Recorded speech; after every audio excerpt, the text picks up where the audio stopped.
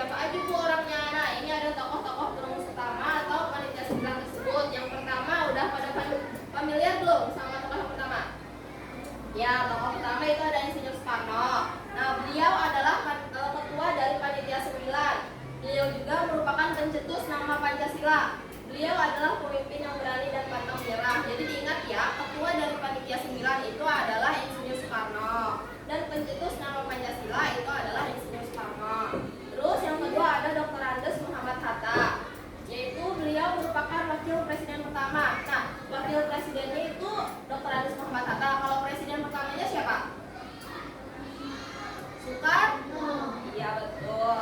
Presiden pertamanya Insinyur Soekarno. Terus wakil presiden pertamanya itu Dr. Andes Muhammad Hatta. Bapak Muhammad Hatta ini merupakan bapak koperasi Indonesia. Jadi koperasi yang ada di kantor tuh yang menjual alat-alat sekolah. Nah itu tuh beliaulah yang mencetuskan koperasi sehingga beliau disebut sebagai bapak koperasi Indonesia. Beliau dikenal disiplin, jujur, cerdas, dan santun. Ingat ya, bapak koperasi Indonesia, Dr. Andes Muhammad Hatta. Yang ketiga ada Karamis. Beliau adalah sarjana hukum yang terlibat aktif dalam perubahan sila pertama untuk menjaga persatuan. Ada yang tahu nggak isi dari sila pertama sebelum dirubah? Yang tahu? Kan kalau yang setelah dirubah kan ketuhanan yang Maha Esa. Nah kalau yang sebelum dirubah itu ialah ketuhanan bagi yang menjalankan ketuhanan bagi yang menjalankan syariat-syariat Islam bagi pemeluknya. Nah itu kan menonjolnya hanya agama Islam kan, sedangkan di Indonesia itu ada banyak agama, ada Kristen, apalagi Katolik, ya, Hindu, Buddha, Konghucu. Nah sedangkan isi sila pertama itu hanya menonjol kepada agama Islam.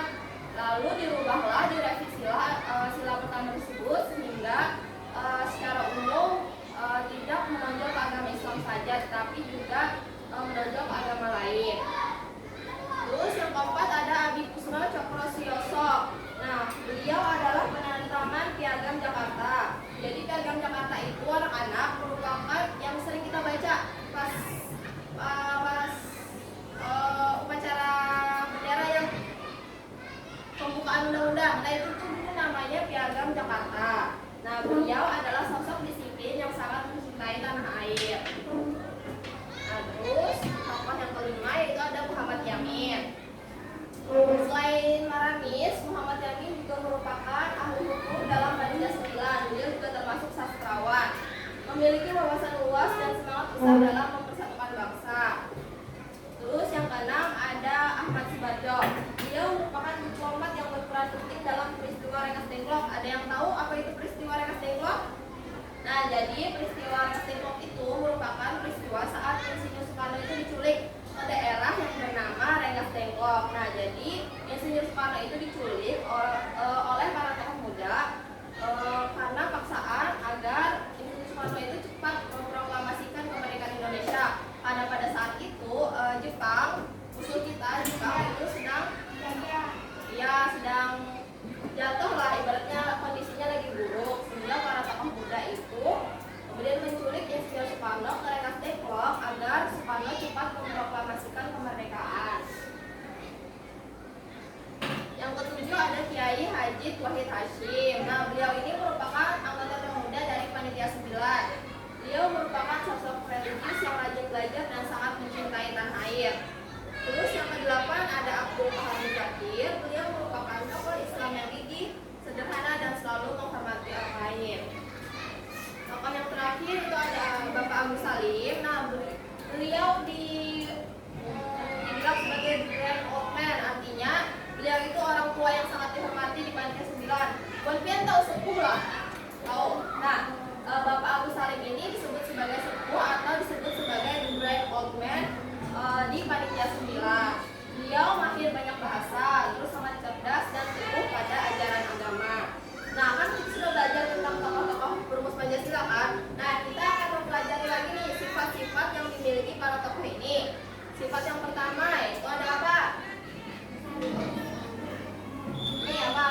Sifat yang pertama cinta, ya cinta tanah air. Nah cinta tanah air ini didefinisikan atau artinya merupakan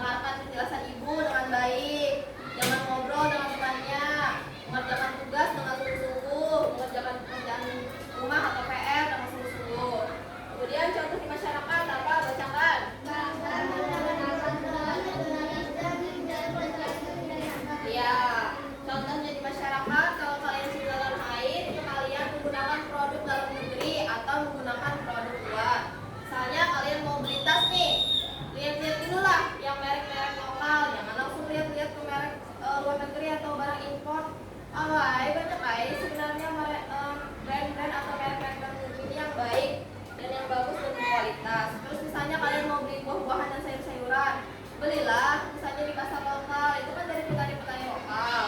Untuk juga memajukan UMKM dan juga petani lokal. Terus menjaga kelestarian lingkungan, misalnya apa? Ya, tidak membuang sampah sembarangan. Terus apa?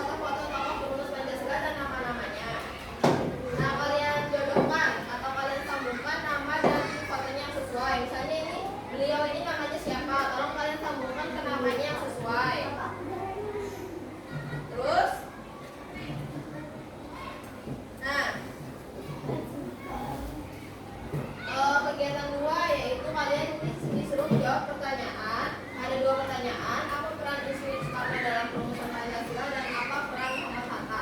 Nah, kalian jawab 2 soal ini. Terus kalian kerjakan juga kegiatan 3 yaitu kegiatan kenalan. Nah, ini kalau yang kegiatan ketiga ini kalian jawab sesuai pendapat kalian saja. Oke, paham? Paham semuanya? Oke, dibagikan ya.